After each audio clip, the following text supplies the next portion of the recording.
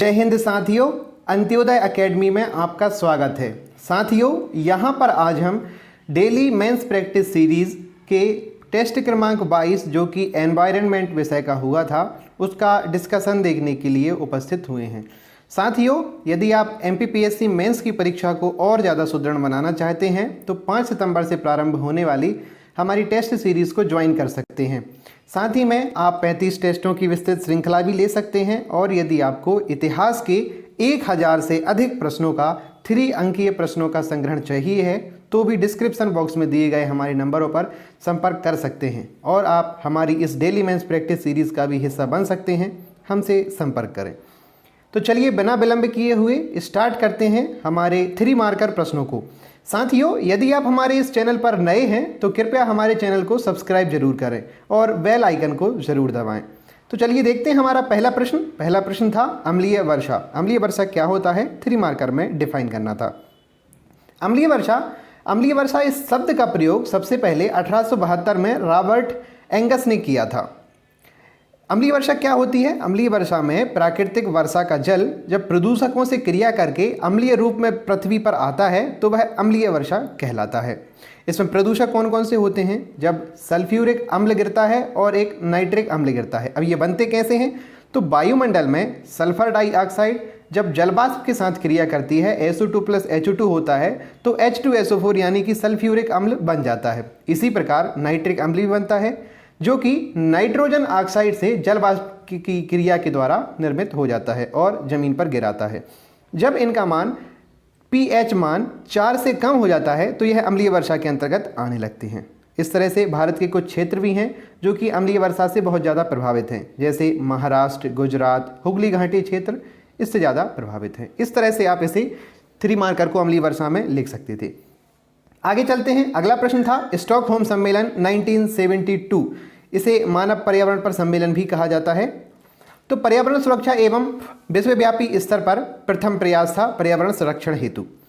यह संयुक्त राष्ट्र यानी यूएनओ के तत्वावधान में संपन्न हुआ था और यहीं से संयुक्त राष्ट्र पर्यावरण कार्यक्रम यानी UNDP का आरंभ हुआ था। अब आगे चलते हैं। 5 जून को पर्यावरण दिवस घोषित किया था क्योंकि यह 5 जून 1972 से ही स्टार्ट हुआ था, तो इन्होंने कहा कि पर्यावरण दिवस इसे स्टार्ट कर देते हैं। साथ ही में 25 सूत्री घोषणा पत्र भी यहाँ पर हस्ताक्षरित किया गया था। आप इसे स्टॉकहोम सम्मेलन में लिख सकते थे। साथ ही में यह बेस भी था हमारे पर्यावरण संरक्षण अधिनियम 1986 का, जिसे हम छाता विधान कहते हैं। इस तरह से आप इसे लिख सकते थे। अगला हमारा प्रश्न है ग्रीन पीस। ग्रीन पीस एक संस्था है जो कि पर्यावरण के क्षेत्र में कार्य करता है। तो यह एक गैर सरकारी अंतर्राष्ट्रीय पर्यावरण संगठन है जिसकी स्थापना 1971 में कनाडा में हुई थी।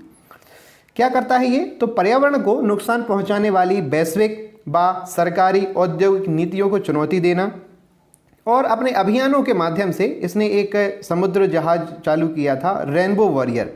यह अपने अभियानों के प्रचार प्रसार हेतु कार्य करता था। इस तरह से आप इसे लिख सकते हैं। इसके बहुत सारे देशों में इसके संगठन भी हैं, क्षेत्रीय कार्यालय भारत में भी है जिसे ग्रीन पीस इंडिया के नाम से जाना जाता है। ये आप इसमें लिख सकते थे। आगे चलते हैं। ZSI अर्थात zoological survey of India. Zoological survey of India की स्थापना 1916 में हुई थी, जिसकी स्थापना मुख्यालय कोलकाता में है। इसके अन्य क्षेत्रीय केंद्र भी हैं जो कि 16 हैं। ये क्या करता है? वर्गीकी और पारिस्थितिकी के क्षेत्र में काम करता है, अर्थात जूलॉजिकल अर्थात जंतुओं का जो भी वर्गीकरण होता है उसके क्षेत्र में कार्य करता है और उनके विषय में अध्ययन पर काम करता है।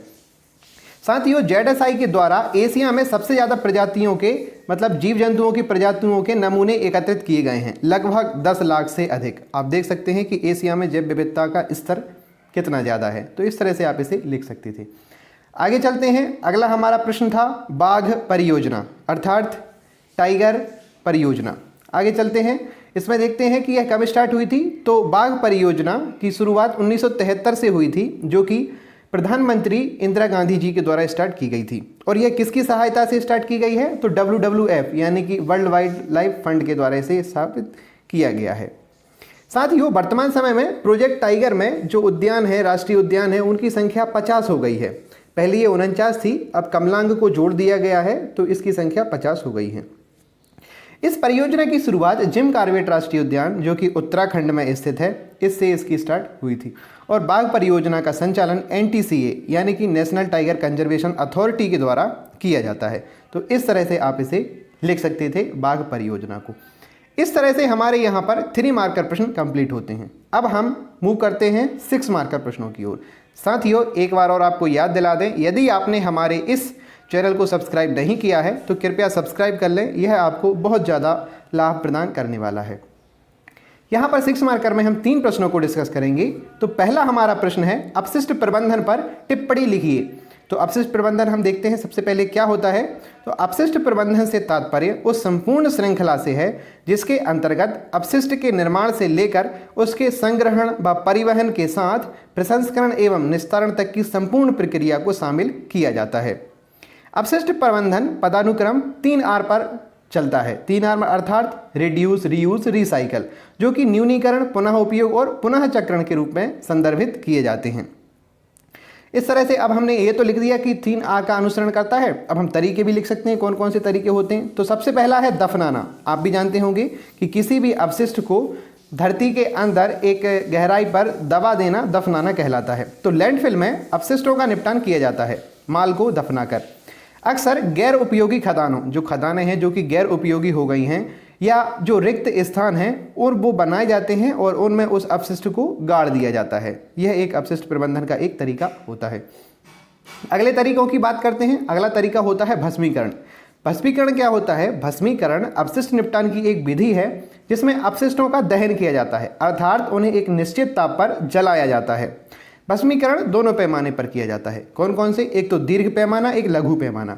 तो दीर्घ पैमाने में क्या होता है, जैसे कोई उद्योग है, उसके जो अपशिष्ट निकल रहे हैं उनको एक निश्चित ताप पर एक बंद भट्टी में जला देना दीर्घ स्तर पर हो गया, और लघु स्तर पर आप खुद भी जलाकर इन्हें समाप्त कर सकते हैं। तो इस तरह से आप इन्हें लिख सकते थे।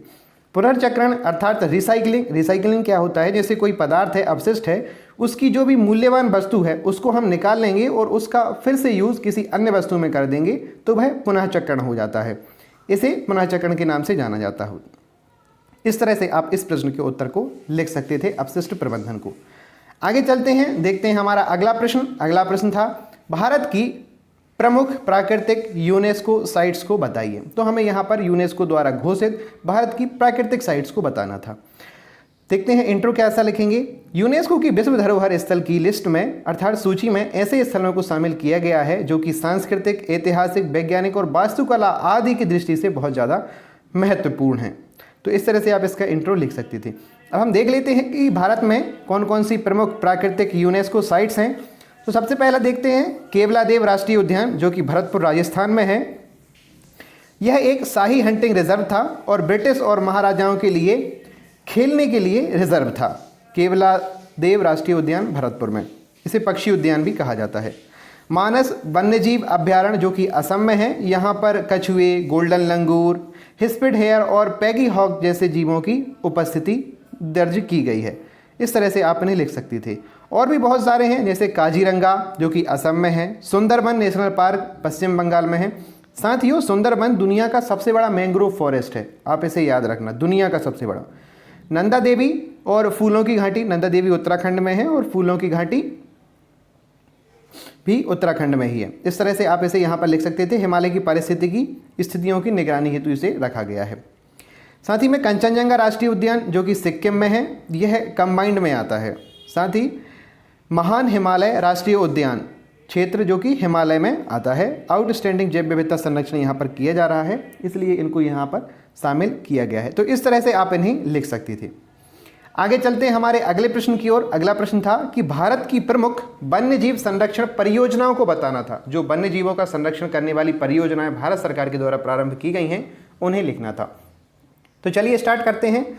सबसे पहले इंट्रो देखेंगे कि वन्यजीव की स्थिति बता देंगे पहले भारत में। तो भारत विश्व के जैव विविधता वाले देशों में से प्रमुख है, जहां पूरी दुनिया में पाए जाने वाले स्तनधारियों का लगभग 7%, पक्षियों का 12%, सरीसृपों का 6% निवास करता है। इन जीवों के संरक्षण के लिए बहुत सारी परियोजनाएं चलाई जा रही हैं। तो इस तरह से आप इसे यहाँ पर इंट्रो में लिख सकते थे। तो अब कौन कौन सी परियोजनाएं हैं, उनको हम एक एक करके देखेंगे। कस्तूरी मृग परियोजना 1970 में स्टार्ट की गई थी। भारत सरकार ने IUCN के द्वारा, IUCN अर्थात international union for conservation nature and nature reserve, इसके द्वारा इसे स्टार्ट किया गया था उत्तराखंड के केदारनाथ अभ्यारण्य से। साथ ही में 1970 में एक और प्रोजेक्ट हंगुल स्टार्ट किया गया था। हंगुल क्या होता है? एक यूरोपीय रेंडियर प्रजाति का लाल हिरण है। भारत में इसका निवास कश्मीर घाटी और हिमाचल प्रदेश का चंबल जिला मुख्यतः माना जाता है। कश्मीर में भी इसकी अगर प्रमुख स्थिति की बात करें तो यह दचिग्राम राष्ट्रीय उद्यान में ही मिलता है। इसी के संरक्षण के लिए प्रोजेक्ट हंगुल स्टार्ट किया था 1970 में। तो ये हमने लिख दिए। अन्य कुछ और भी हैं, जैसे गिर परियोजना, गिर का जो सह है उसको संरक्षण देंगे, 1972 से स्टार्ट किया है। बाघ परियोजना 1973, अभी हमने इससे पहले देखा था 3 मार्कर में। कछुआ संरक्षण 75, गेंडा परियोजना 1987, हाथी परियोजना 1992। साथ ही में माइक प्रोग्राम भी स्टार्ट किया था। माइक अर्थात क्या होता है? Monitoring of illegal killing of elephants, जो कि 2003 से स्टार्ट किया गया है। इसी तरह गिद्ध 2006 और हिम तेंदुआ संरक्षण परियोजना 2009 से स्टार्ट की गई है। इन परियोजनाओं को आप यहाँ पर इंक्लूड कर सकते थे। आगे चलते हैं। इस तरह हमारे 6 मार्कर प्रश्न समाप्त होते हैं। हम मूव करते हैं अब 15 मार्कर की ओर। साथियों, आप हमारे चैनल को सब्सक्राइब जरूर करें, क्योंकि इस तरह की वीडियो बनाने में बहुत ज़्यादा समय हमारा लगता है और ज्ञानवर्धक वीडियो भी आप इसको देखकर अनुमान लगा सकते हैं कि यह आपके लिए कितनी लाभप्रद है। अतः सब्सक्राइब जरूर करें, क्योंकि यही हमें एक मोटिवेशन प्रदान करता है कि हम ज़्यादा से ज़्यादा लोगों तक पहुँच रहे हैं। तो चलिए स्टार्ट करते हैं बिना विलंब किए हुए 15 मार्कर प्रश्न को। 15 मार्कर में हमने यहाँ पर पूछा था कि पर्यावरण संरक्षण व वन्यजीव संरक्षण के लिए अंतर्राष्ट्रीय व राष्ट्रीय संस्थाओं के बारे में बताइए। तो यहाँ पर हम राष्ट्रीय और कुछ अंतर्राष्ट्रीय संस्थाओं के बारे में चर्चा करेंगे। सबसे पहले इंट्रो। पूरे विश्व और भारत में पर्यावरण को इसकी दुर्दशा से बचाने के लिए इस क्षेत्र में बहुत सारे संस्थाएं और सरकारी संगठन कार्य कर रहे हैं। कुछ भारतीय सरकारी एजेंसियां और संगठन भी कार्य कर रहे हैं, जो कि निम्नलिखित हैं। हम यहाँ पर आगे इनकी चर्चा करेंगे। तो पहले हम भारत की चर्चा करेंगे कि भारत में वन्यजीवों के संरक्षण के क्षेत्र में जो संस्थान कार्य कर रहे हैं वो कौन कौन से हैं। सबसे पहला है वन्यजीव संरक्षण board, national board for wild life. इसे 1972 के वन्यजीव संरक्षण अधिनियम के द्वारा 2003 में स्थापित किया गया था।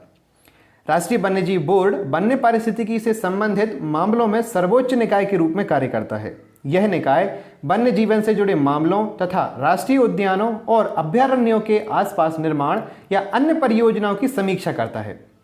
और आपको पता होगा कि इसकी अध्यक्षता भी प्रधानमंत्री जी के द्वारा की जाती है। यह हमारा पहला हो गया वन्यजीव संरक्षण बोर्ड।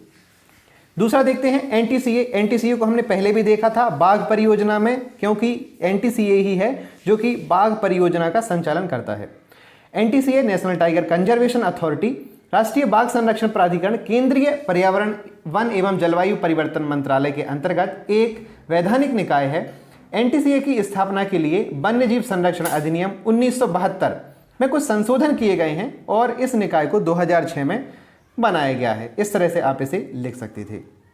भारतीय वन्यजीव संस्थान, wild life institute of India, जो कि वन्यजीव पर्यावरण संरक्षण संस्थान इसे हिंदी में बोला जाता है, केंद्रीय पर्यावरण वन एवं जलवायु परिवर्तन मंत्रालय के अंतर्गत एक स्वतंत्र निकाय है जिसका गठन 1982 में किया गया था। यह कहाँ पर है? तो यह उत्तराखंड के देहरादून में है। यह संस्थान लुप्तप्राय जीवों, जैव विविधता, वन्य जीव नीति, जैव विकास और जलवायु परिवर्तन जैसे क्षेत्रों में शोध के लिए कार्यक्रमों का संचालन करता है। तो आपको यह याद रखना होगा कि यह किन किन क्षेत्रों में कार्य करता है। लुप्तप्राय जीवों में, जैव विविधता के संरक्षण में, वन्य जीव नीति और जैव विकास जलवायु परिवर्तन के क्षेत्र में यह कार्य करता है। इस तरह से आप इसे लिख सकते थे। अब बात करते हैं पर्यावरण एवं वन मंत्रालय की, अर्थात ministry of environment and forest. यह देश में पर्यावरण एवं वन संबंधी कार्यक्रमों के क्रियान्वयन की योजना बनाने और उसका प्रचार करने के लिए, समन्वय करने के लिए केंद्र सरकार के प्रशासनिक तंत्र की एक नोडल एजेंसी के रूप में कार्य करता है, जो कि देश के संपूर्ण पर्यावरण संबंधी कार्यक्रमों को निगरानी में लाता है। इस तरह से आप इसे लिख सकते थे। अगले पॉइंट की बात करें तो केंद्रीय प्रदूषण नियंत्रण बोर्ड, जिसे हम CPCB के नाम से जानते हैं, सेंट्रल पॉल्यूशन कंट्रोल बोर्ड, यह एक वैधानिक संगठन है जिसका गठन सितंबर 1974 में किया गया था। किसके अनुसार किया गया था? तो जल कानून, प्रदूषण का नियंत्रण एवं निवारण अधिनियम था, उसके द्वारा इसे लाया गया था। इसके अलावा CPCB को वायु प्रदूषण नियंत्रण 1981 के अधिनियम के तहत अन्य क्षमताएं और कार्य भी प्रदान किए गए हैं।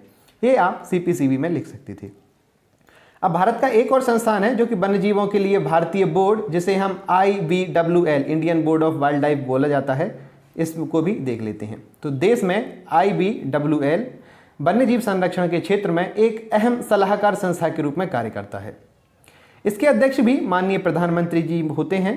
IBWL को पुनर्गठन 2001 में किया गया था और तभी से यह प्रभावी है। इस तरह से आप भारत के प्रमुख संस्थानों को लिख सकते थे। अब आगे चलते हैं अंतर्राष्ट्रीय संस्थानों की ओर। अंतर्राष्ट्रीय संस्थानों की बात करें तो UNEP सबसे पहले आता है, संयुक्त राष्ट्र पर्यावरण कार्यक्रम। UNEP का गठन यूनाइटेड नेशंस जनरल असेंबली के द्वारा यूनाइटेड नेशंस की स्टॉकहोम स्वीडन में उस समय मानव पर्यावरण के ऊपर हुई कॉन्फ्रेंस के परिणाम स्वरूप हुआ था। UNEP का मुख्य मत है कि वैश्विक पर्यावरण को ध्यान में रखते हुए पर्यावरण नीति के विकास का संचालन किया जाए तथा अंतर्राष्ट्रीय समुदाय एवं सरकारों का ध्यान ज्वलंत मुद्दों की तरफ आकर्षित किया जाए ताकि उन पर कार्य किया जा सके। इस तरह से आप UNEP में लिख सकते थे। अगली हमारी एजेंसी है UNFCCC, United Nations framework convention on climate change. यह एक समझौता भी है और एक सम्मेलन भी है। तो देख लेते हैं किस उद्देश्य से यह कार्य करता है। एक दशक पहले हुए संयुक्त राष्ट्र के इस जलवायु परिवर्तन सम्मेलन अर्थात UNFCCC में अधिकांश देश एक अंतर्राष्ट्रीय संधि में सम्मिलित हुए थे। एक मत होकर सोचना व कार्य करना प्रारंभ किया जाए, इस उद्देश्य से यह एकत्रित हुए थे कि वैश्विक ऊष्मन को अर्थात जो ग्लोबलाइजेशन हो रहा है, ग्लोबल वार्मिंग हो रही है, उसको कम कैसे किया जाए, उसके लिए क्या क्या उपाय किए जाएं एवं जो तापमान बढ़ रहा है उसके जो अपरिहार्य कारण हैं उनसे किस प्रकार तालमेल किया जाए, यह UNFCCC का मुख्य उद्देश्य था। तो इस तरह से आप इसे भी लिख सकते थे। आगे चलते हैं IUCN international union for conservation nature and nature reserve. तो यह विश्व का सबसे पुराना एवं सबसे बड़ा वैश्विक पर्यावरण नेटवर्क है। IUCN पर्यावरण तथा विकास से जुड़ी अधिकांश चुनौतियों के लिए व्यवहारिक समाधान विकसित करने के लिए कार्य करने वाली एजेंसी के रूप में कार्य करता है। इस तरह से चलते हैं हमारे अगले संगठन की ओर। अगला हमारा संगठन है WWF। इसे आप वो वाला WWF ना समझें, यह world wide fund for nature and nature reserve है। World wide fund and nature reserve एक अंतर्राष्ट्रीय गैर सरकारी संगठन है, अर्थात यह इंटरनेशनल NGO है जो कि पर्यावरण के संरक्षण, शोध एवं पुनः स्थापन के लिए कार्य करता है। WWF के लक्ष्य की यदि हम बात करें तो इसका लक्ष्य है कि पर्यावरण को नष्ट होने से रोकना एवं इसका प्रतिकार करना, जो कि पर्यावरण को नष्ट करने वाले कारक हैं उनका प्रतिकार करना। वर्तमान समय में अधिकांश कार्य 3 बायोमों के संरक्षण पर केंद्रित हैं। अब बात करते हैं ग्रीन पीस की। ग्रीन पीस को हम अभी पहले भी देख चुके हैं, तो यहाँ पर हम ज़्यादा नहीं देखेंगे, छोटा सा लिख देंगे। आपको यदि यहाँ से डाटा चाहिए है तो आप वहाँ से 3 मार्कर में से इसे लिख सकते हैं। 1986 में कार्यकर्ताओं का एक छोटा सा दल जो कि हरित एवं शांतिप्रिय विश्व को अपने लक्ष्य हेतु प्रेरित करता था, ग्रीन पीस है। आपने वहाँ पर एक रेनबो वॉरियर जहाज भी देखा था जो कि इसका कार्य करता है और यह क्या करता है, शांतिपूर्ण तरीके से पर्यावरण संरक्षण को प्रेरित करता है। इस तरह से आप ग्रीन पीस को लिख सकते थे। साथियों, इस तरह हमारा यह वीडियो समाप्त होता है और टेस्ट क्रमांक 22 का हमारा संपूर्ण विश्लेषण यहाँ पर समाप्त होता है। साथियों, आप इस वीडियो को देखने के पश्चात 4-5 सेकंड का समय इसको शेयर करने के लिए अवश्य निकालें, क्योंकि हम चाहते हैं कि हम ज़्यादा से ज़्यादा लोगों तक पहुँचें। आपको यह वीडियो कैसा लगा कमेंट बॉक्स में लिखकर ज़रूर बताएं। धन्यवाद। जय हिंद, जय भारत।